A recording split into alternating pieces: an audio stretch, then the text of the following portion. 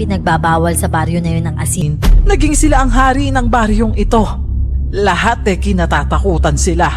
Hindi na ho ako magpapaligoy-ligoy pa, Chairman. Bakit niyo ho ba ipinagbabawal ng asin sa baryo na to? Magandang araw, Miss Clar. Isa ho ako sa mga taga-subaybay ng mga aswang stories ninyo. Nais ko lang pong ibahagi at ma-share sa lahat ng iyong tagapakinig ang aking karanasan noon. Halos 7 taon na ang nakakalipas. Kakagraduate ko lang noon bilang journalism student at bilang intern sa pinasukan kong news company. Nandoon yung kagustuhan ko na makilala agad at makapaglabas ng isang mabigat at pag-uusapan na balita.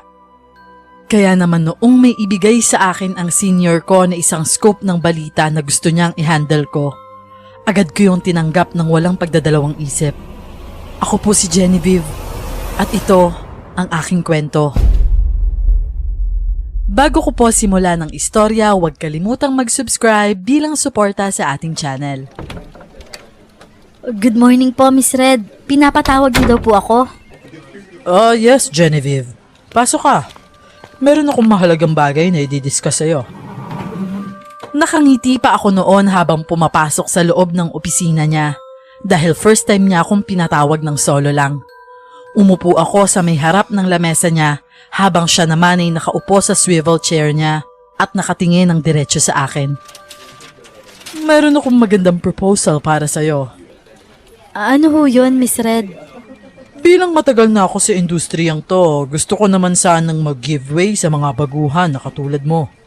Dahil naniniwala ako na kayong mga baguhan na magpapatuloy ng mga nasimula namin bilang inyong mga senior. So I have this proposal. Meron akong isang balita na gusto kong i-handle at i-broadcast mo. Malaking balita to at interesting din. Halos manlaki ang mga mata ko dahil sa narinig ko. Bilang baguhang intern, hindi ko akalain noon na meron na siyang ipagkakatiwala sa akin na balita na gusto niyang ako mismo ang mag-handle. Nakaramdam ako ng sobrang pagka-excite. Talaga ho, Miss Red? Ako po mismo? Yes, of course. Ikaw. Ikaw mismo. Nakikita ko kasi yung passion mo sa ginagawa mo. Hindi ka katulad ng ibang intern na nakaupo lang sa isang tabi at hinihintay na tawagin sila. Sa 2 linggo mo rito, nakita ko kung paano mo ipinapasok ang sarili mo sa mga kaganapan dito para malaman mo ang lahat ng galawan ng mga empleyado. You are so eager to learn. Kaya naman nang ma-receive ko ang balita na to, gusto ko na ikaw ang mag-handle. Pero ang tanong, kakayanin mo ba? Opo, Miss Red. Kakayanin ko ho yan. Wala ho akong aatrasan. That's good to hear. Malay mo, ito na ang hinihintay mong big break. Baka kapag naisakatuparan mo tong project na ibibigay ko sa iyo, maging regular ka na dito. At baka ikaw pa ang kauna-una na magiging pinakabatang news anchor after mong gumraduate. Sa sinabi pa lang ni Miss Red noon, mas lalong tumataas na ang kumpiyansa ko sa sarili ko na magagawa ko ng tama ang trabahong ibibigay niya sa akin. Nai-imagine ko na ako nga ang magiging pinakabatang news anchor. That's my ultimate dream. Kasi simula pa pagkabata ko, yun talaga ang gusto ko. Ano ho yung project na gusto nyong i-handle ko, Miss Red? Merong isang baryo sa liblib na probinsya na ang usap-usapan bawal daw ang asin. Baryong bawal ang asin? Interesting and mysterious, hindi ba? Parang masyadong misteryoso ang bumabalot na kwento kung bakit bawal ang asin sa lugar na yon. Kaya naman gusto kong malaman mo kung bakit bawal ang asin sa baryo at ano ang nasa likod ng pagbabawal na yon. Sino kaya ang nasa likod ng pagbabawal na yon? Tradisyon lang kaya yon ng mga mamamayan sa lugar na yon? Anong masasabi mo, Genevieve? Tama nga ho kayo, Miss Red. Masyado nga pong misteryoso yun. Gusto ko ho na ako mismo ang mag-uungkat na katotohanan ng lihim ng baryong yun. Willing na willing ho akong tanggapin ang project na to, Miss Red. Hindi ko ho kayo bibiguin. Ganyan nga, Genevieve. Kaya gustong-gusto kita Kailan ho ba ako pwedeng magsimula, Miss Red? Tomorrow, kung gusto mo. Ibibigay ko sa iyo ang lahat ng details na kailangan mong malaman. I will also give you enough time para makakalap ka ng mga impormasyon na magagamit natin para maisapubliko ang balitang yon. Sapat na siguro ang 3 linggo? O paiklian na lang natin? Kung talagang magaling ka 5 days to a week, kaya mo ba? 5 days hanggang 1 week po. Oo. Hindi mo ba kaya? Kaya ho. Kakayanin ko po, Miss Red. Kaya mo naman pala eh. Makakaalis ka na ngayon. Pagka-uwi ko sa apartment ko, agad kong ibinalita sa roommate ko at kaibigan kong si Maki na isang silahis ang magandang balita na natanggap ko nga sa trabaho. Isa naman siyang photographer at filmmaker student nung college, pero hindi siya nakapagtapos ng pag-aaral dahil na din sa kakulangan ng pera. Pero ngayon, Miss Clar, may mga racket siya na photography at kung ano-ano pa para lang makapag-aral siya ulit. Naabutan ko siya na busy sa pag-e-edit ng picture sa kanyang laptop. Hoy, Maki. Alam mo ba, hindi ka maniniwala sa sasabihin ko. Hay nako, wag mo nang sabihin ko. Alam mo naman palang hindi ako maniniwala.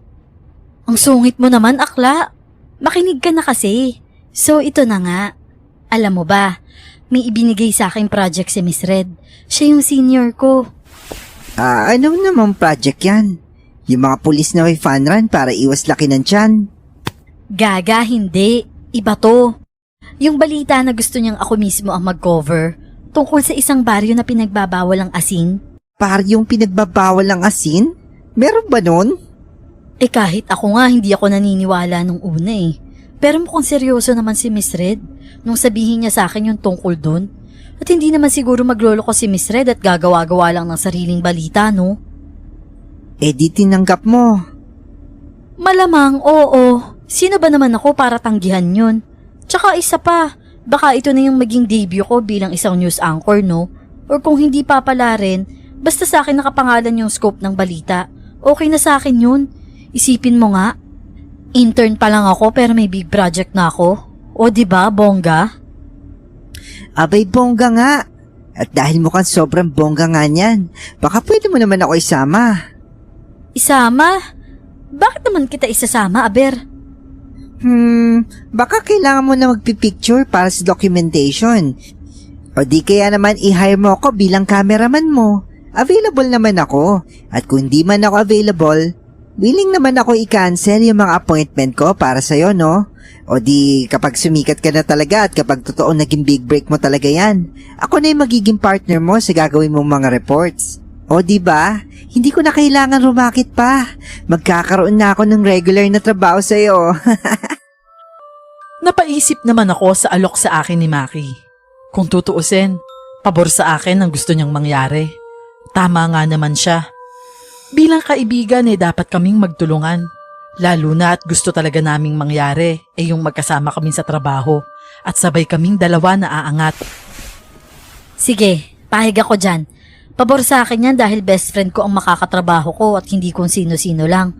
Alam mo naman kung gaano ako naiilang sa mga taong hindi ko kakilala, 'di ba? Pero sasabihin ko muna to kay Miss Red Kailangan ko pa kasing humingi sa kanya ng mga permiso eh. No problem yon, sis. Basta balitaan mo ko kung ano magiging desisyon ng senior mo, ha? Kahit ano maging sagot niya, tatanggapin ko ng buong puso na may kasamang sama ng loob. Baliw! Ang tsaka mo talaga. Sige na nga, mag-half-bat na muna ako. Okay, sige, Gora. Katulad nga ng plano ko ipinaalam ko nga muna kay Miss Red yung decision ko na gusto kong isama ang kaibigan ko sa pupuntahan kong probinsya. Hindi naman ho siya basta sasama lang sa akin, Miss Red. Isasama ko ho siya dahil alam kong makakatulong siya dito sa project na ibinibigay niyo sa akin. Magaling ho siya sa photography. Major na din po yung filming. Naiintindihan ko naman ang reason mo sa bagay na yan, Genevieve. Pero hindi kasi natin siya empleyado. Hindi sakop ng kumpanya ang expenses niya. At lalong hindi namin sakop kapag may nangyari sa kanya during your work. Hindi katulad mo nasagot namin ang pamasahe mo at pocket money mo. Idagdag pa na may salary ka din na matatanggap sa amin. Pero kung willing naman siyang magtrabaho ng walang bayad, then go. Hindi namin kayo pipigilan. Talaga ho, Miss Red? Oo naman. Basta tandaan mo lang na hindi namin sakop kung may mangyari man sa kaibigan mo, ha? Like, let's say bigla na lang siyang maaksidente along the way or during your work with us. Uulitin ko, labas kami doon, Genevieve. Naiintindihan ko po, Miss Red. Ipapaliwanag ko na lang po sa kanya yung napag-usapan natin ngayon. Okay, sige. Huwag mo kakalimutan na sa Makalawa na yung biyahe mo papunta dun sa probinsya, ha?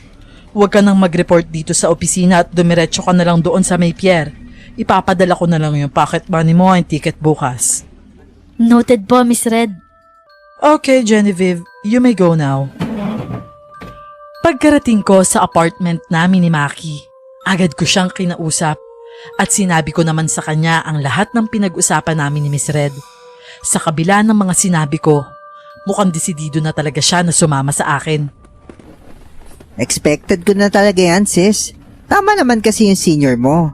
Hindi ako empleyado ng kumpanya kaya hindi nila ako sasagutin sa kung anong mangyari sa akin. Magdoble ingat na lang. Wala naman siguradong masamang mangyayari sa akin basta kasama kita eh. Oo naman, no? Tsaka trabaho naman ang pupuntahan natin doon, hindi paggagala o adventure. Pagkatapos ng trabaho sa maghapon, diretso bahay, pahinga, matutulog, ganun lang. At saka, ano naman ang aasahan mo sa isang liblib na probinsya? Wala naman sigurong ibang pwedeng pagkaabalahan doon, no? Buti sana kung may bar doon, di ba? Nako, kapag nagkataon na meron nga nun mahihirapan ako mag-behave nun. Loka-loka, ikaw na rin na nagsabi, di ba? Liblib na lugar yun. Malabo na magkaroon ng bar doon. Ikaw talaga, ang hilig mo talaga sa mga party-party na yan. Nako sis, ako pa ba? O nga pala, pupunta ba tayo kay Lolo Ipe bukas para magpaalam na may pupuntahan tayo? Narinig ko ang mahinang pagmumura na pinakawalan ni Maki nang banggitin ko si Lolo Ipe. Si Lolo Ipe kasi ang lolo ni Maki. Naku, buti na lang pinaalala mo. Muntikan ko na makalimutan na magpaalam. Hindi ko pa kasi masyadong iniisip yung lakad natin eh. Dahil hindi pa naman tayo parehong sigurado kung papayag yung senior mo sa pagsama ko sa'yo. Buti na lang talaga pinaalala mo, sis. May usapan pa naman kami ni Lolo na tutulungan ko siya mangahoy sa Sabado. Eh sige, daanan na lang natin si Lolo Ipe bukas ng umaga. Bago tayo tumuloy sa pag-grocery ng mga dadalhin natin sa probinsya. Ayaw nga pala. Isa pa yun sa nakakalimutan ko na mag-grocery nga pala tayo. Ano nga pala bibilihin natin? Mga pagkain lang naman, mini stove, tsaka kung ano-ano pa. Gagawa naman ako ng listahan mamaya para wala tayong makalimutan. Sige, mabuti pa nga gumawa ka ng listahan. Alam mo naman na medyo makakalimutan ako, di ba? O nga pala, bawal ang asin dun sa lugar na pupuntahan natin ha. Magdadala ba tayo ng asin? Pang sariling gamit lang natin? Eh di ba bawal nga? Baka bawal lang para dun sa mga taga dun. Dayo lang naman tayo kaya baka naman pwede, di ba? Hindi ako sure sis eh. Pero para mas maganda, patis na lang ang dalhin natin. Pang-alat din naman yung sa lulutuin eh. Sige, sa bagay, tama ka. Dun tayo sa safe dahil hindi tayo pwedeng magkamali dun. Lalo na dayo lang tayo. Kinabukasan nga bago kami tumuloy sa supermarket para bumili ng mga kailangan namin. Nagbiyahe muna kami papunta kina Lolo Ipe. Naabutan namin si Lolo Ipe na nagpapausok sa labas ng kanilang bahay. Lolo, magandang umaga ho. Magandang umaga ho, Lolo Ipe. May dala ho kami ni Maki na konting pagkain para sa inyo. Maki? Jenny? Napadalaw yata kayo. Hindi ba kayo busy sa mga trabaho nyo? Halika't pasok. Pumasok muna kayo. Mausok dito sa labas. Pumasok nga kami sa loob ng munting bahay ni Lolo Ipe, kung saan ay bumungad sa paningin ko yung mga bote-bote sa kanyang istante na may laman ng mga ugat, halaman, langis at kung ano-ano pa na ginagamit ni Lolo Ipe sa kanyang mga panggagamot. Manghihilot, albularyo at mang-aagimat kasi si Lolo at kilalang kilala siya sa lugar na to. Ano bang sadyaan yung dalawa at napadalaw kayo na sabay sa akin? Hindi ba kayo abala sa mga kanya-kanyang trabaho? Pumunta nga ho kami rito para magpaalam sa inyo, Lolo. Magpapaalam? Teka, bakit? Magpapakasal ka ba dito sa apo ko si Maki, Jenny? Lolo, ang kulit niyo naman eh. Hindi nga ho kami talon nito ni Genevieve. Platonic kami nito. May plato-plato ka pang nalalaban dyan. Ang tanda mo na, Maki. Aba, baka naman hindi ko na maabutan ang apo ko sa'yo. Abay, matagal-tagal na rin naman kayo magkaibigan dito ni Jenny. Eh di kayo nalang dalawa. Nagkatinginan kami ni Maki at sabay na napangiwi dahil pareho kaming nakaramdam ng pandidiri. Hindi kasi talaga kami romantic sa isa't isa at never naming naramdaman na may chance na maging in a relationship kami. Katulad nga ng sinabi ni Maki, platonic lang talaga kami. Ito na nga po, Lolo. Alis kami ni Genevieve dahil may pupuntahan kaming dalawa para sa trabaho. Magkatrabaho na kayo? Nakapasok ka doon sa kumpanya na pinagtatrabahuhan nito ni Jenny? Ah, hindi ho, Lolo. Si Maki ho ang nag-volunteer na maging cameraman ko po at maging photographer dun sa trabaho na pupuntahan ko. Pakiramdam ko po kasi ito na yung big break ko. Kaya kung sakali man ho na maging successful tong project na to, siya na po yung kukunin ko as regular cameraman ko. Abay, ayos naman pala ang setup nyo eh. Masaya ako dahil sinasabay mo tong apo ko sa pag-angat mo, Jenny. Salamat at hindi mo pinapabayaan ang apo ko, ah. Hindi rin naman ho kasi ako pinapabayaan ni Maki, Lolo. Mabuti naman kung ganon.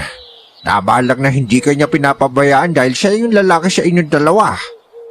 Silahis nga ako, Lo. Kung meron nga dapat pinoprotektahan dito, ako yon. Dapat nga, si Genevieve magpoprotekta sa akin eh. Tarantado ka talaga, bata ka. Napatawa na lang ako sa asaran ni Maki at Lolo Ipe. Ganon kasi talaga ang bonding nilang dalawa. At kahit na medyo palambot-lambot si Maki at sinasabi niya na dapat ako ang poprotekta sa kanya, alam ko na nagbibiro lang siya. Dahil sa oras ng panganib, alam ko na ako ang poprotektahan niya. O teka, saan ba yung patungo nyo para sa tinutukoy niyong trabaho? Sa isang probinsya ho, Lolo Ipe. Tawid dagat ho yun, dun ho yung coverage ng project na gagawin ko. May 1 linggo po siguro kami na mamamalagi dun ni Maki. Hanggang sa makakuha po ako ng sapat na interview sa mga tao sa lugar na yon. Exciting nga po yung napunta sa akin na balita kaya pakiramdam ko po talagang magiging successful to. Lo, alam niyo po ba yung baryong pupuntahan namin? Pinagbabawal daw po yung asin sa lugar na yon. Kaya naman... Baryong bawal ang asin? Napatahimik agad sa pagsasalita si Maki nang biglang sumabat nga si Lolo Ipe. Napansin pa naming pareho ang pagiging seryoso ng tono ng pananalita ni Lolo. May problema ho ba dun, Lo? Sigurado ba kayo ligtas yung lugar na yan? Po, ano pong ibig niyong sabihin? Ang ibig ko sabihin ay baka hindi ligtas yung lugar na yan. Baryong bawal ang asin? Baka na aswang ang nakatira dyan, kaya bawal yung asin. Asin kasi ang alam ko matinding kalaban ng mga aswang. Pakunahin pangontra yan sa mga ganong klase ng nilalang. Aswang ho? Si Lolo naman talaga oh. Huwag yun naman ho kami takutin ni Genevieve sa mga ganyan-ganyan. Abay, hindi ko kayo tinatakot. Pinibigyan ko lang kayo ng ideya sa maaari nyo makasagupa sa palad ng lugar na yon. Lalo na't mga tayo lamang kayo. Ngayon lang ako nakarinig ng baryong ipinagbabawal ang asin. Ibig sabihin, merong dahilan kung bakit. Hindi na ba siguro ipagbabawal yun na walang dahilan, di ba?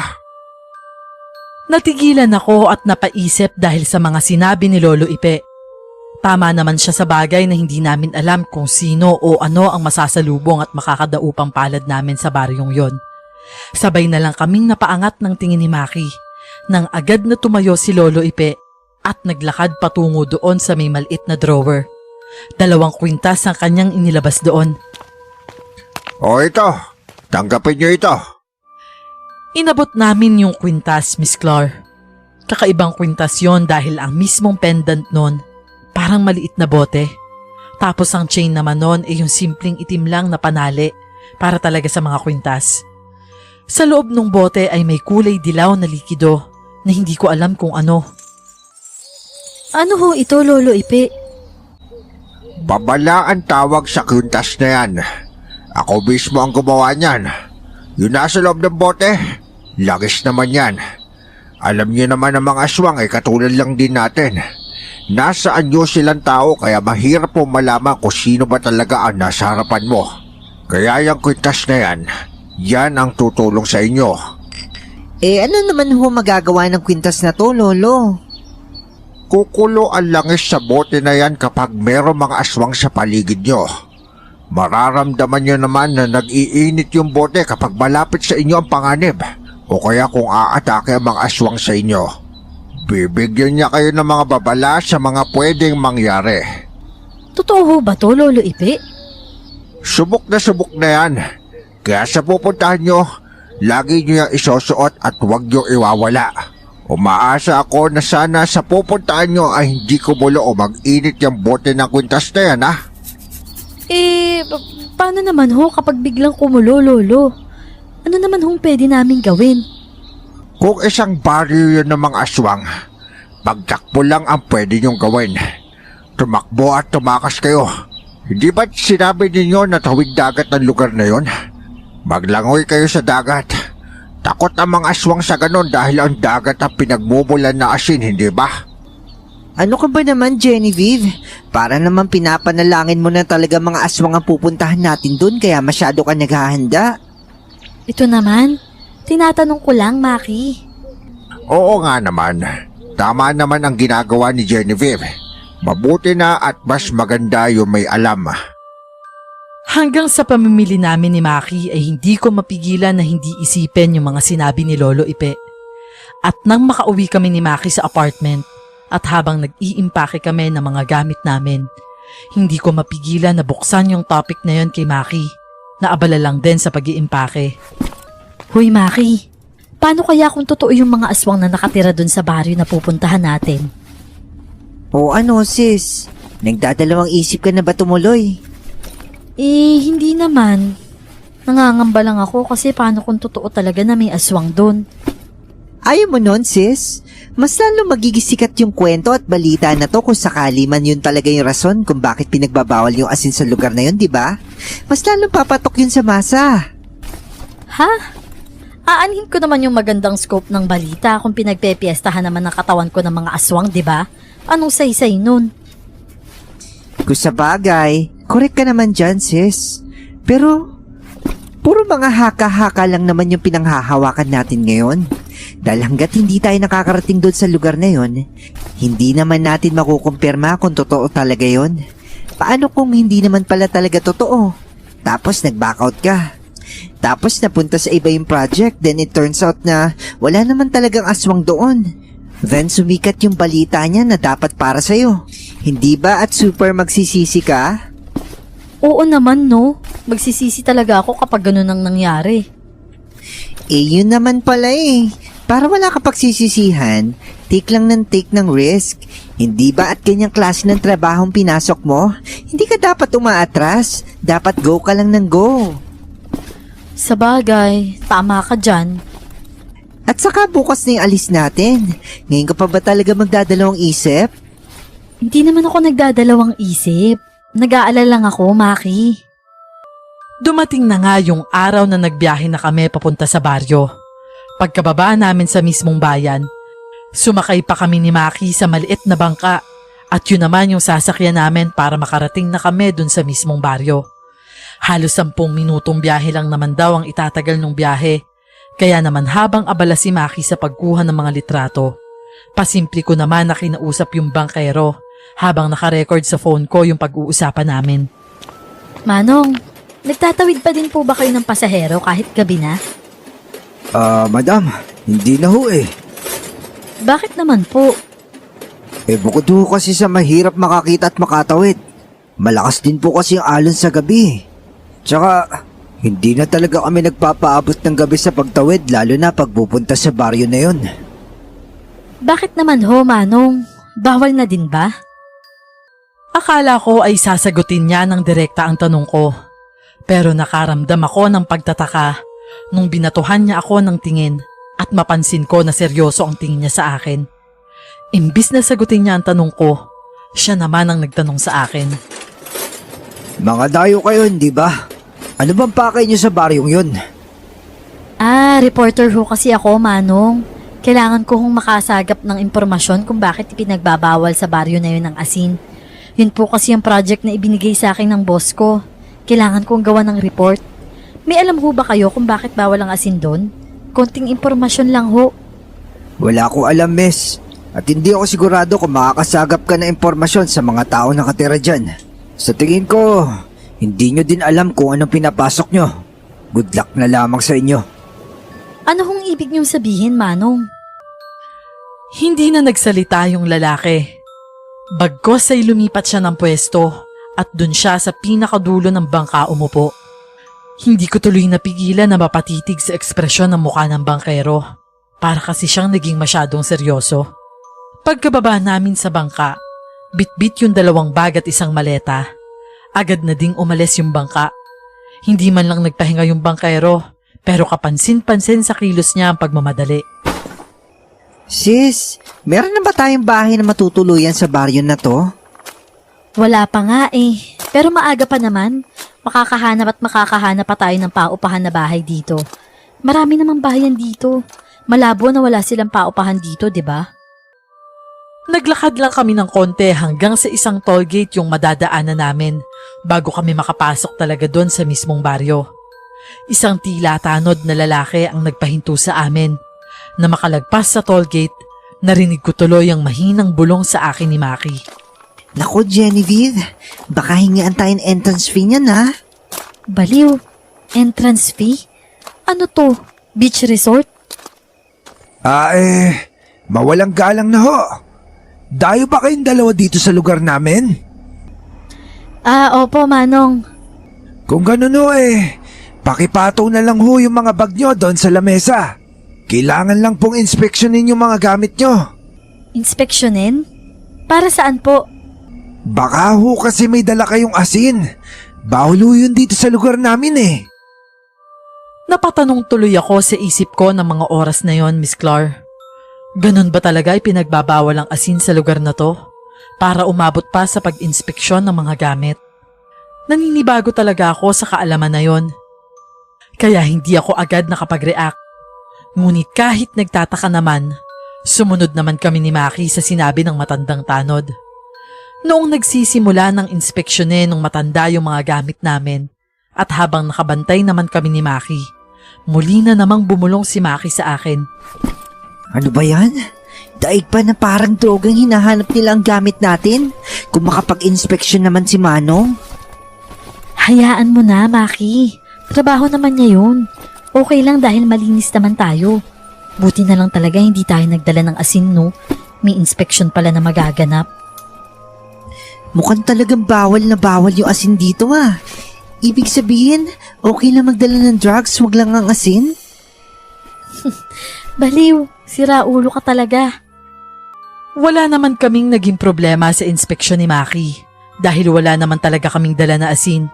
Kaya agad din kaming nakaalis sa may entrance at nakapasok sa mismong baryo. Madami ngang kabahayan pero wala pa akong nakikita na malaking bahay. Dahil halos lahat ay maliliit lang ang bahay at pawang may mga gate talaga. Hindi din naman kami nahirapan na makahanap ng bahay na tutuluyan. Dahil dun pa lang sa unang napagtanungan namin, meron na agad siyang nirekomenda na isang bakanteng bahay. Yun nga lang, may pagka-cold at tila masungit yung napagtanungan namin. Wala nang nakatira sa bahay na to. Bakante na to. Matagal na panahon na. Gaano ba katagal kayong mamamalagi dito? Hanggat maari ho, mga 1 linggo. 1 linggo? Ano bang pakay nyo sa lugar na to? Nagtanan ba kayong magkasintahan? Nako, hindi ho kami magkasintahan. Lalong hindi po kami nagtanan. Trabaho po ang ipinunta namin dito. Reporter ho siya. Cameraman naman po ako. Kukuha lang po kami ng kaunting impormasyon sa mga nakatira sa baryo na to kung bakit bawal po ang asin. Reporter? Kung gano'n ay manggugulo pala kayo sa mga taong nakatira sa baryo na to. Nako, hindi naman ho. Hindi po gano'n ang mangyayari. Wala naman ho sa pilitan ang gagawin namin pag-i-interview. Hindi nyo alam kung anong pinapasok nyo, iho. Pero sana huwag kayong magdadala ng kaguluhan dito sa baryo namin. Masyado nang maraming problema ang mga tao dito. Kaya wag na sana kayong magdala o makapang-akit ng gulo. Wala naman ho kami intensyon manggulo, misis. Totoo ho yan, ma'am. Wala ho kaming balak manggulo. Hindi na nagsalita pa ang babae tungkol doon sa topic na yon at ibinalik na lang niya ang usapan sa magiging setup namin sa aming uupahan na bahay. 2,000 na lang ang babayaran nyo sa buong linggo ng pagstay nyo dito sa bahay na to, ha? Libre ang kuryente at tubig. Pero sa pagsapit ng gabi, mas makakabuti kung hindi na kayo magbubuhay pa ng ilaw. Po, kung kailan ho gabi, saka po kami hindi pwedeng gumamit ng ilaw? Para naman yun sa kaligtasan nyo, iho. Ganon kasi ang gawin namin ng mga tao dito sa baryo. May paniniwala kasi kami na ang ilaw sa gabi o kapag buhay ang ilaw sa buong magdamag, yun ang nang-aakit ng panganib sa mga bahay-bahay. Pero kung hindi naman kayo naniniwala sa ganon, hindi naman namin kayo pipilitin. Susunod ho kami, ma'am. Huwag ho kayong mag-alala. Naramdaman ko na napatingin sa akin ng mabilis si Maki. Hindi niya siguro inaasahan na sasang-ayon at papayag ako sa sinabi ng matanda. Kung ganon bukas ko na lang kukunin ang bayad ninyo sa upa. Magpahinga na kayo. At kung maari din, magsarado kayo ng maigi. Siguraduhin yung nakalak ang mga pinto at bintana. Huwag niyong iiwan na bukas sa mga bintana, ha? Kung may maririnig man kayo, huwag na huwag kayong lalabas ng bahay para makiusisa. Uulitin ko, manatili kayo sa loob lang ng bahay ninyo sa pagsapit ng dilim. Isang babala lang din, kapag may kakatok sa inyong pinto ng 10 oras ng gabi, magpanggap kayo na halos walang nakatira sa bahay na to. Huwag na huwag kayong gagawa ng kahit na anong ingay. May nangyayari ho ba sa baryo na to tuwing gabi? Mapanganib ho ba? Ang mga panganib talagang nagsusulputan tuwing gabi, hindi ba? Mapasaan ka mang lugar na naroroon. Mapanganib talaga tuwing gabi. Mga babala lang naman ang sinabi ko. Nasa sa inyo kung susundin nyo. Pakiramdam ko lang dapat ko yung sabihin sa inyo. Bilang ako ang nakakatanda sa inyong dalawa. At matagal na din ako sa lugar na to. Alam ko na ang kalakaran dito. Siya, mauuna na ako. Agad na ngang umalis si Mrs. Kanlungan at iniwanan na kami doon. Maki, maaga na tayo magluto ng dinner natin, ha? Para pagsapit ng gabi, mapatay na din natin yung mga ilaw. Pag nakita natin na nagpapatayan na din ng mga ilaw yung mga kapitbahay. Ano? Talagang susunod tayo sa ganon? Kailangan nating sumunod, Maki. Yun ang nakagawian nila dito. Wala namang masama kung susunod tayo, di ba? At saka meron naman tayong dim na lampshade dyan. Yun na lang ang gamitin natin. Ano ba yan? Sige na nga. Ang dami namang rules ng matandang yon. Parang yung iba, napaka-OA pakinggan. Sa totoo lang, hindi ako na-OA yan. Iba yung pakiramdam ko sa mga sinasabi niyang babala Ano naman pakiramdam mo? Na parang may panganib talaga na nangyayari sa lugar kapag madilim na. Alam mo yun? Yung parang normal na sa kaalaman nila na kapag sumapit na ang gabi, doon na naglalabasan yung panganib. Kaya naman yun na yung survival thinking nila. Sis, hindi kaya aswang yung panganib na tinutukoy nila? Aswang? So far naman hindi ko pa nararamdaman na kumulutong lang sa kwintas ko.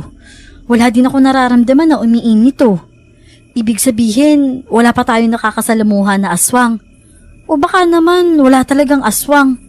Sa bagay, ako din sis. Wala pa naman ako nararamdaman. Baka naman panganib mula sa mga taong sinasabi niya. Ang alam ko kasi kapag ganitong mga liblib na lugar malapit sa dagat, may mga pirata dito na namamasok ng mga bahay para magnakaw.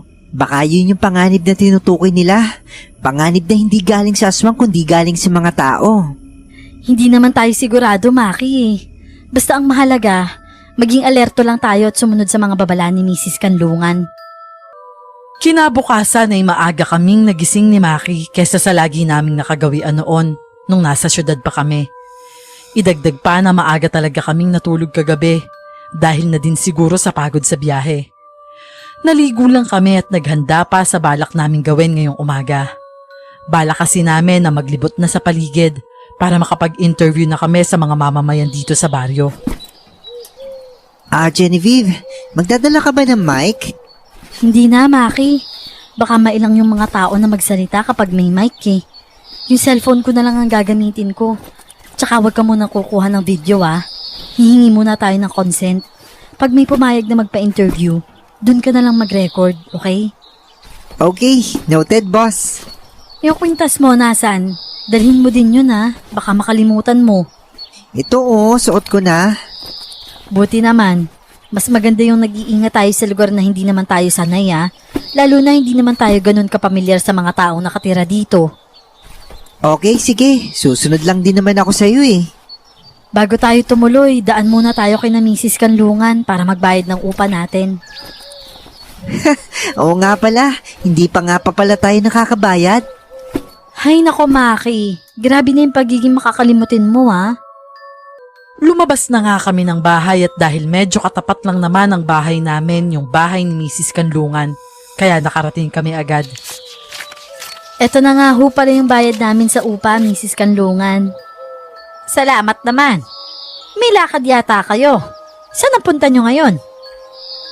Maghahanap lang ho kami ng pwedeng ma-interview. Diyan lang ho sa mga bahay-bahay. Akala ko ay magsasalita pa si Mrs. Kanlungan. Pero hindi na siya nagsalita pa at tinalikuran niya na kami ni Maki para pumasok sa loob ng bahay niya. Ay nako, ang weird talaga na matandang yun. Alam mo, kung wala lang ako suot na kwintas ngayon na magpapatunay kung aswang ba siya o hindi, mapagkakamalan ko talaga siyang isang aswang eh. Shh! Ang ingay ng bunganga mo. Tumahimik ka nga. Sinasabi ko lang naman, hindi kaya palyado naman tong kwintas na binigay ni Lolo? Baka hindi naman pala to gumagana tapos nasa harapan na natin yung aswang pero wala pa tayong kaalam-alam. Hindi ko alam pero hindi naman siguro tayo bibigyan ni Lolo Ipi ng ganito kung hindi naman talaga to gumagana. Magpasalamat na lang tayo, wala pa tayong na-encounter na ganun, okay? Nagpatuloy na nga kami sa paglalakad, Miss Clar. Marami kaming mga na-encounter na mga taong mamamayan ng baryo. Pero lahat sila, kapag tinatanong ko na kung ano ang nasa likod ng dahilan kung bakit ipinagbabawal ang asin sa baryo, bigla na lang silang umaayaw na magsalita. Sa nakikita ko sa ekspresyon ng mukha nila, para silang natatakot at kinakabahan. Ano hong masasabi nyo sa pagbabawal ng asin dito sa baryo nyo? Wala ko ako masasabi. Manong, alam nyo ho ba kung kailan nagsimula ang pagbabawal ng asin dito sa baryo nyo? Wala, marami pa akong gagawin. Wala akong oras para magpa-interview sa inyo. Lola, pamahiin nyo lang ho ba ang bawal na paggamit ng asin dito sa lugar nyo? O talagang batas ho siya? Kung batas ho, sino ho kaya ang nagpatupad nun? Kilala nyo ho ba? Buong akala ko, Miss Clar, na kahit papaano ay magsasalita na si Lola sa tanong ko. Ngunit katulad ng ibang mga mamamayan na interview ko, pipi din siya na magsalita sa tanong ko. Lupaypay ang balikat ko habang naglalakad na kami ni Maki, pabalik sa bahay namin. Ay naku, bakit kaya parang natatakot yung mga tao na sagutin yung tanong ko sa interview, no? Alam mo ba, Maki, napapansin ko, okay naman sila ng mga bandang una-una ng interview eh. Kapag tinatanong ko naman yung pangalan nila, nakangiti pa nga silang sumasagot eh. Kapag tinatanong ko kung anong kabuhayan nila dito sa baryo, sumasagot din naman sila. Kapag tinatanong ko din kung gaano na sila katagal na nakatira dito, sumasagot din naman. Talagang dun lang sila hindi sumasagot kapag na-open ko na yung topic tungkol dun sa pagbabawal ng asin dito sa baryo. Ano kayang dahilan kung bakit hindi nila masabi-sabi sa akin? Huy! Maki! Nakikinig ka ba sa akin? Ano yon? Ha? Ano ba nangyayari sa'yo? Kanina pa ako kuda ng kuda dito, tapos hindi ka naman pala nakikinig. Ano ba yung tinitingnan mo sa paligid? Ang weird kasi, sis. Hindi ako mapakali. Ha? Anong ibig mong sabihin? Parang may sumusunod sa likod natin eh. Ano? Lumingon na din ako sa may likuran namin para ikumpirma ko nga kung tama yung nararamdaman ni Maki na parang may sumusunod daw sa amin. Ngunit sa paglingon ko naman, wala naman akong nakita. Wala naman eh. Baka naman guni-guni mo lang yan, Maki. Hindi ko alam eh. Bilisan na nga lang natin ang paglalakad para makauwi na tayo agad. Pagka-uwi nga ay doon ko palang napansin na medyo kumalma na si Maki. At kahit na naligo na ako nung umaga, naligo nga ulit ako pagka-uwi namin dahil nga masyadong maligkit sa balat yung hangin sa may labasan dahil na rin sa hangin ng tabing dagat. Pagkatapos kong maligo, si Maki naman ang nagpaalam para siya naman ang maliligo, habang ako naman ay naghahanda na para sa aming tanghalian. Nang mga oras na yon, Miss Clar, wala akong kaalam-alam na hindi ko pala suot yung kwintas na binigay sa akin ni Lolo Ipe. Sa kadahilanan na hinuhubad ko yon kapag naliligo ako. Nung may kumatok sa pinto namin, medyo natigilan pa ako ng konti. Hindi din ako agad nakapagdesisyon kung bubuksan ko ba yon o hindi. Pero dahil naisip ko na tanghaling tapat ngayon at hindi naman gabi, kaya napagpasyahan kong buksan yon. 2 tanod ang agad na sumalubong sa mga mata ko. Alam ko na tanod sila dahil na din sa suot nilang kulay itim na t-shirt at itim na sombrero. Magandang tanghali ho, ma'am. Magandang tanghali din ho mga kuya. May kailangan ho ba kayo? Napansin ho kasi namin kayo, ma'am, kanina dun sa kabahayan. Para ho kasi kayo naglilibot at nagtatanong-tanong sa mga tao dito. Hindi ho kasi pamilyar ang mukha nyo sa amin. Maaari po bang malaman namin kung anong ginagawa nyo kanina? Baka ho kasi nakakaabala ang ginagawa niyo sa mga tao dito, ma'am Kaya ho namin inaalam.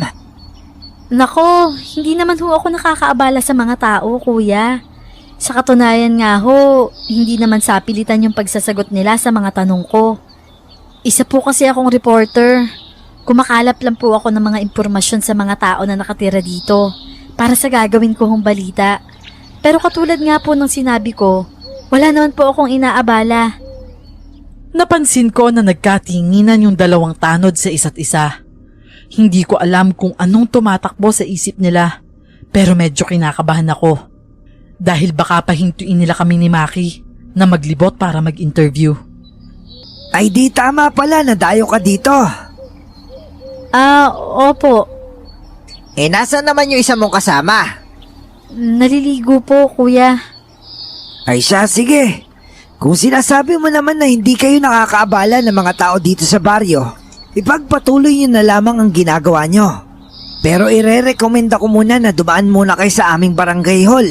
Kausapin niyo po muna si barangay chairman para sumailalim po kayo sa mas legal na proseso sa pag-ikot-ikot nyo. Nako kuya, nakalimutan nga po namin gawin yon.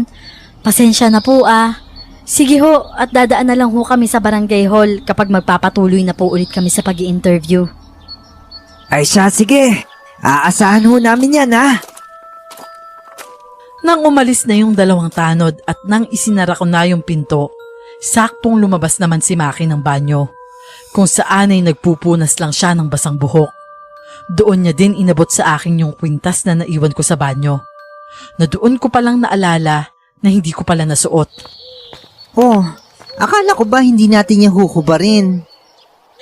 Nakalimutan ko lang kunin kanina pagkatapos kong maligo. Nagmamadali ka kasi kanina Sino nga pala yung kausap mo kanina? Si Mrs. Kanlungan ba yon? Hindi, 2 tanod yun. Pinapaalalahanan lang tayo na pumunta sa barangay hall kapag mag-i-interview tayo ulit. Para daw mas legal. Ganun ba? Anong oras naman tayo magsisimula ulit? Mga bandang 3:00 na lang siguro para hindi na masyadong mainit. O siya, sige. I-edit ko na lang muna yung picture na nakuha ko kanina, ha? Siya sige, ipagpapatuloy ko na lang muna yung pagluluto ko. Maaga kaming natulog kung saan ay namalayan ko pa na tila tumila na yung ulan ng mga bandang 3:00 dahil bigla na lang akong nagising. Nung una, hindi ko pa alam kung bakit ako naalimpungatan. Pero nung tuluyan nang bumalik ang diwa ko, doon ko napagtanto ang tunay na dahilan na nagpagising sa akin. Nararamdaman ko na mainit ang bote ng kwintas na suot-suot ko. Dahil madilim ang kwarto kung nasaan kami ni Maki. Hindi ko nakikita kung kumukulo ba ang langis sa loob nun. Pero nang hawakan mismo ng palad ko ang bote, ramdam ko talaga ang init nun, Miss Clar. Umiinit yung bote. Ibig sabihin, may aswang na aatake sa amin? Diba, yun ang ibig sabihin nun katulad ng sinabi ni Lolo Ipe? Hindi pa man ako nakaka-recover sa pag-init ng bote ko, Miss Clar. Otomatikong natigilan ako nang makita ko sa nakasaradong bintana ng bahay ang mga anino na naglalakad. Kung tama ang tansya ko, 2 sila. Pati mga mahihinang yabag nila ay rinig ko din dahil na rin sa tahimik na paligid. Nagpasya na akong pasimpleng gisingin si Maki na nasa kabilang kama. Gumapang ako pababa ng kama ko at pagapang na pumunta sa kama ni Maki. Pinilit ko siyang gisingin kahit napabulong lang ang pananalita ko. Maki! Maki! Teka, anong Shh! Huwag kang maingay. Bakit ba? Anong ginagawa mo dito sa kama ko? May problema ba? May mga aswang sa labas. Umiinit yung bote ng kwintas ko. Ano? Ngayon ko lang naramdaman na mainit din yung kwintas ko. May aswang nga kasi na aatake sa atin. Anong gagawin natin, Maki? Wala tayong gagawin, Genevieve. Sundin na lang natin yung sinabi ni Mrs. Kanlungan na magpanggap tayo na walang tao sa bahay. Munti ka na akong mapasigaw ng mahihinang pagkatok ang narinig naming 2 sa labas ng bahay. May kumakatok na, Maki. Anong gagawin natin? Hihingi na ba tayo ng tulong? Hindi natin sila kailangan pagbuksan. Huwag kang mag-alala, mawawala din yan. Natatakot ako, Maki. Huwag kang matakot, sis. Magpanggap lang tayo na walang tao dito sa bahay. Kahit na may mga mahihinang katok pa rin kaming naririnig sa labas. Hindi nagtagal ay tumigil na yon at mga yabag naman ng paa ang umulinig sa aming pandinig. Umalis na ba sila? Nawawala na din yung init ng kwintas ko. Baka hindi na sila atake. Hintay muna tayo ng ilang minuto pagkaalis nila para masiguro natin na wala na talaga sila. Tapos pumunta tayo sa may pinto para lagyan natin ng harang. Hindi natin alam kung babalik pa ba sila o hindi eh. Sige. Pagkaraan nga ng ilang minuto at nang tuluyan nang nawala ang init sa mga kwintas namin, doon na kami tumayo para lagyan ng kahit na anong harang ang pinto. Maki! Shhh! Si Mrs. Kanlungan to. Pagbuksan niyo ako ng pinto. Si Mrs. Kanlungan? Pagbuksan mo ng pinto, Maki. Sis, paano kung aswang si Mrs. Kanlungan? Eh, hindi naman mainit yung kwintas natin eh. Hindi siya aswang. Buksan mo na. Kahit na alam kong natatakot si Maki sa utos ko na buksan ang pinto, sumunod naman siya sa akin. Si Mrs. Kanlungan nga ang nasa labas ng pinto. Kapansin-pansin sa mukha at kilos niya na para siyang natataranta. Kunin niyo na ang mahalagang gamit niyo at sumunod kayo sa akin. Ano po? Saan tayo pupunta? Hindi na kayo ligtas dito. Doon muna kayo sa bahay ko. Bilisan niyo kumilos. Nasisigurado ko na babalik pa sila. Sino pong sila? Mamaya ko na ipapaliwanag. Basta kunin niyo ang mga gamit niyo. Yung mga mahahalaga lang para mabilis. Oo po. Sige ho, Mrs. Kanlungan. Natataranta na nga ang mga kilos namin ni Maki habang kinukuha na nga namin yung mga mahahalagang gamit namin sa loob ng bahay. Pagkatapos noon ay binigyan kami ni Mrs. Kanlungan ng instruction na ikandado ulit yung pinto ng bahay. Pagkatapos ng lahat ay isinama na nga kami ni Mrs. Kanlungan sa may bahay niya. Mabilis lang naman kaming nakarating doon dahil nga halos katapat lang naman yon ng bahay na inuupahan namin. Pagpasok namin sa loob, hindi nagbukas ng ilaw si Mrs. Kanlungan. Bagkus ay dinala niya kami sa parang underground basement ng bahay niya na hindi namin alam na meron pala siyang ganon dahil kung titingnan sa labas, parang maliit lang talaga ang bahay niya at isang palapag. Maupo kayo, iho, iha. Ano ho bang nangyayari, Mrs. Kanlungan? Alam niyo kung anong nangyayari. May panganib na nagmamatsyag sa inyong dalawa. Nalaman na nila ang balak niyong gawin at ang dahilan kung bakit kayo nandito sa lugar namin. Ayoko sanang mangialam dahil labas naman ako sa mga buhay ninyo. Pero hindi kaya ng konsensya ko na manahimik na lang gaya ng ginawa ko noon. Ano ho bang ibig niyong sabihin? 2 taon na ang nakakaraan. Ang bahay na tinitirahan nyo ngayon ay bahay yon ng namayapa kong anak na si Diego. Yun ang bahay na pinagtulungan naming ipatayo ng aking asawa nung nabubuhay pa siya. Dahil nalaman namin na balak ng anak namin na dito na manirahan sa probinsya kapag nagpakasal na sila ng nobya niyang si Lisa. Saktong mag-e-eleksyon nun dito sa lugar namin para sa pagboto ng mga namamahala ng barangay. Kaya nagpa siya si Diego na umuwi na para makaboto siya. 1 buwan bago matapos ang eleksyon Doon na nangyari ang hindi namin inaasahan. Sunod-sunod na may namamatay dito sa lugar namin. At isa na doon ang anak kong si Diego. Ano ho? May nangyayari ho palang ganun dito sa lugar nyo? Nako, bakit ho hindi kayo nagsusumbong sa mga otoridad, sa mga nakakataas na antas ng baryo nyo? Aba dahil sila mismo ang may kagagawa ng lahat. Sila mismo ang kalaban ng mga mamamayan sa baryong to. Ano ho? Simula nang maupo si chairman bilang bagong tagapamahala ng baryong to, doon na nagsimula ang lahat ng patayan dito sa lugar namin. Sinubukan namin na magsumbong sa kanila dahil nga sa patayan na nangyari.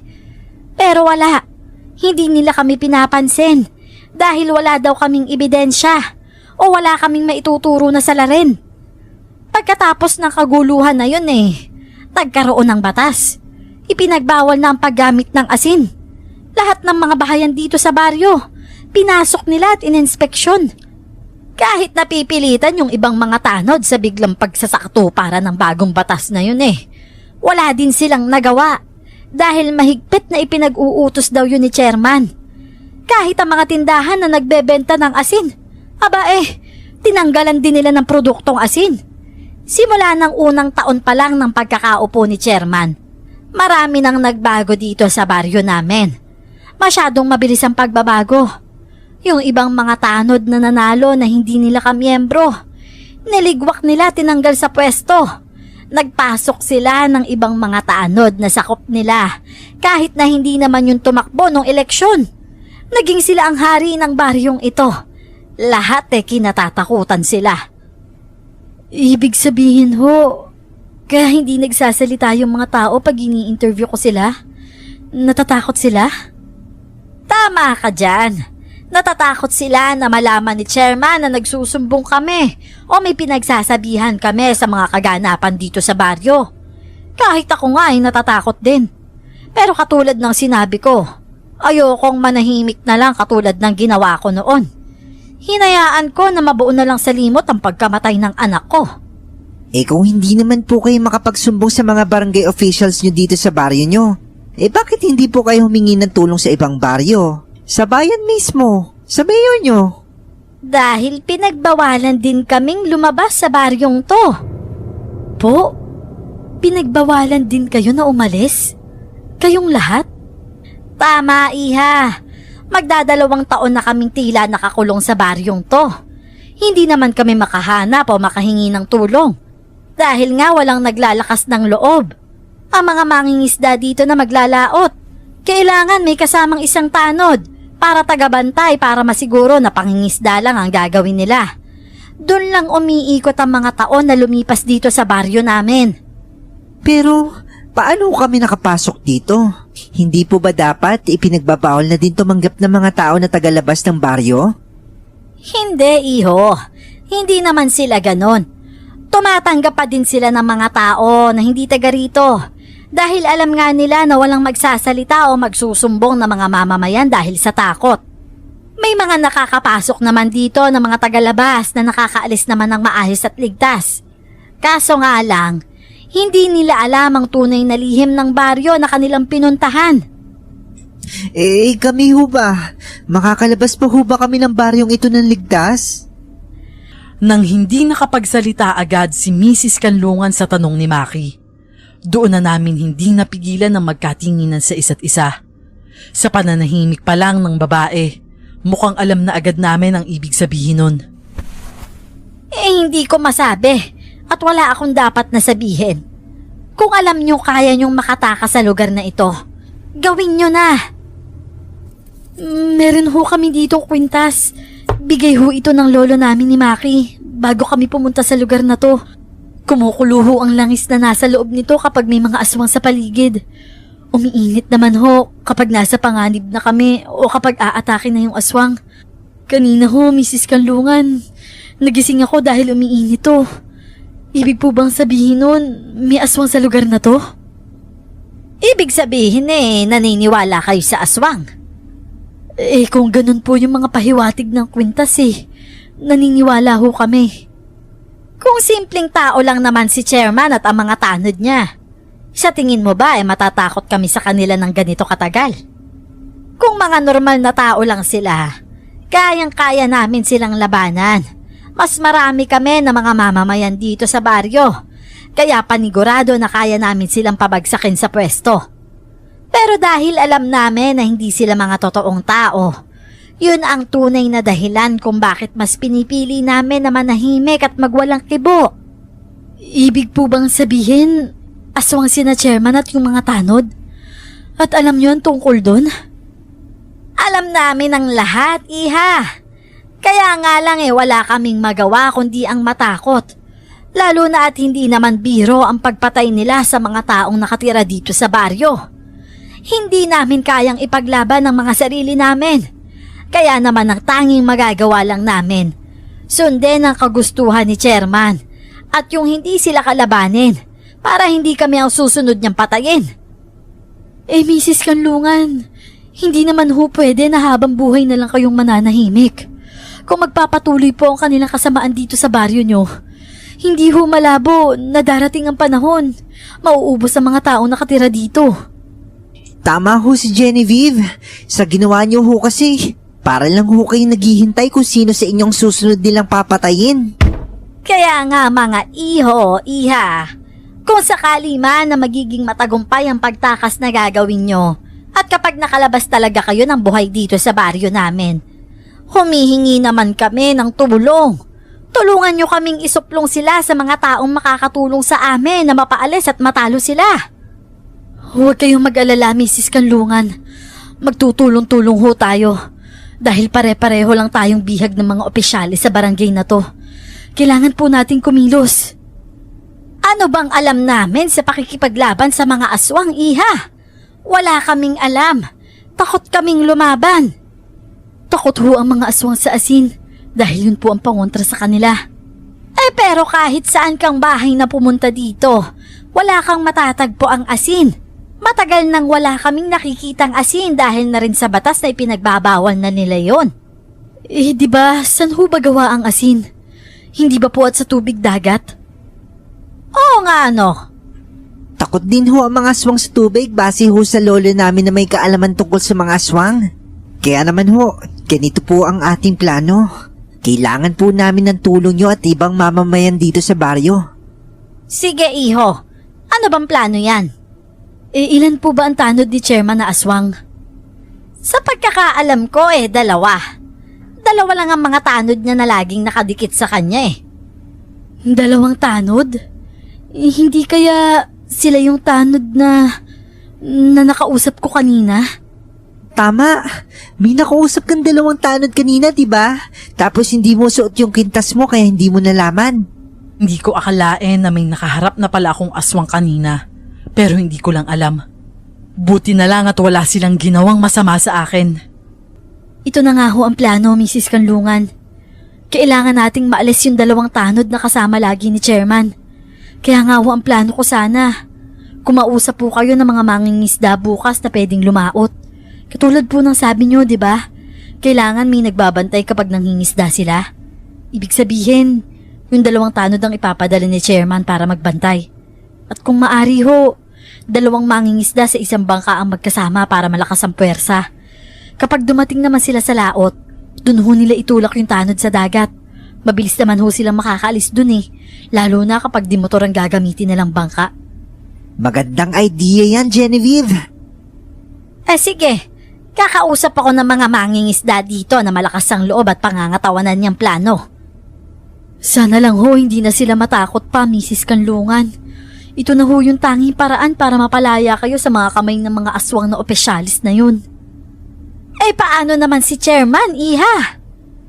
Huwag ho kayong mag-alala. Kami naman ho ni Maki ang haharap sa kanya. Total, ini-expect po niya kami na magpunta sa barangay hall para magkaroon daw ng pag-uusap. Para dun daw sa ginagawa naming interview. Habang nag-uusap ho kami pwede niyo ho bang tipunin yung ibang mga mamamayan ng baryo na to? Dahil nailayo na po natin yung 2 alipores.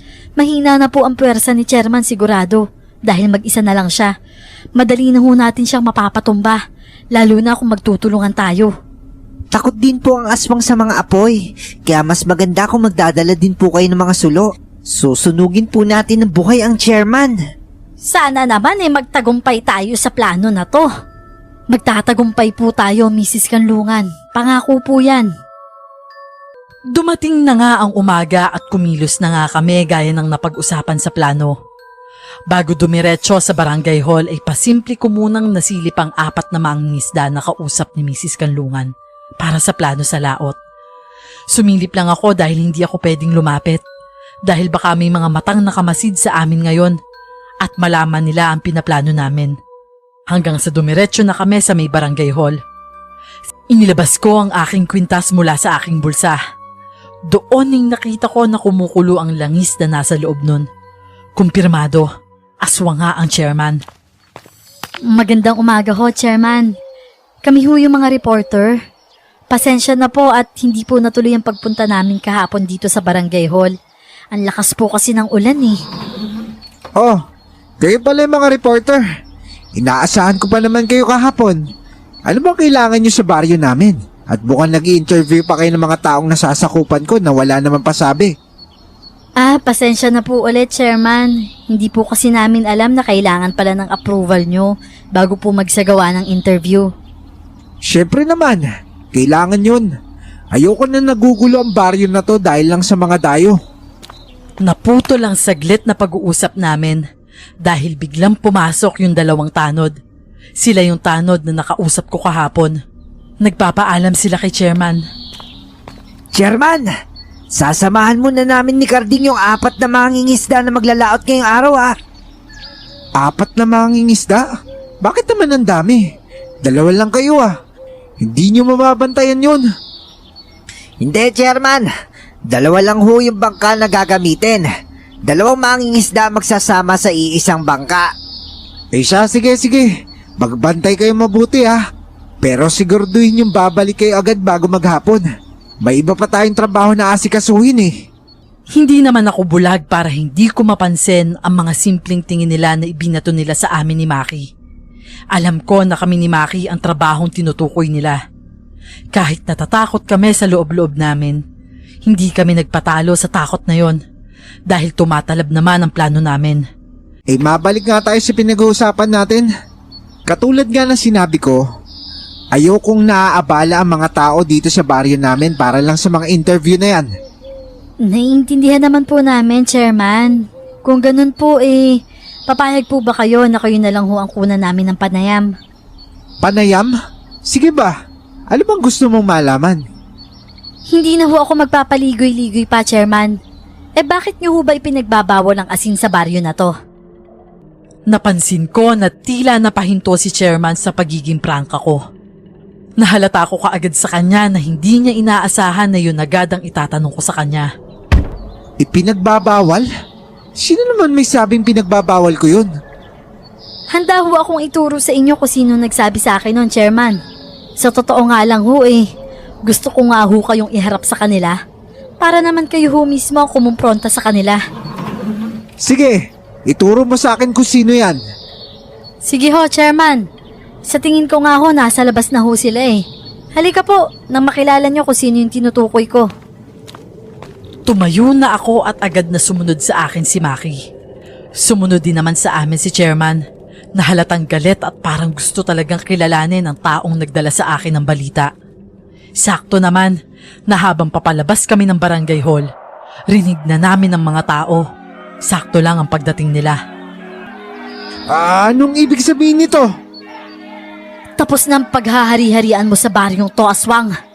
Wala ka nang matatakot pa at mabibiktima ng mga tao dito. Wala na kayong takas sa mga mamamayan ng baryong ito. Ito na ang katapusan mo, Chairman! Sinunog nila ang katawan ng matandang chairman sa harap mismo ng barangay hall. At ang sumunod naman na magandang balita, ang pagtatagumpay ng mga mangingisda na itapon sa dagat ang 2 tanod.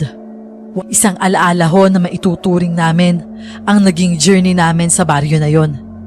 Hindi ko na po natuloy na mailathala ang balita na yon dahil maging ang boss ko hindi naniwala sa nasagap naming katotohanan kung bakit ipinagbabawal ang asin sa baryo na yon. Pero okay na din yon, Miss Clar. Basta alam namin ang katotohanan. Isa na ho akong ganap na journalist ngayon, Miki naman. Isang ganap na cameraman na din sa isang news program. Ang nagpalakas lalo ng mga loob namin na mas magpatuloy pa sa aming mga pangarap.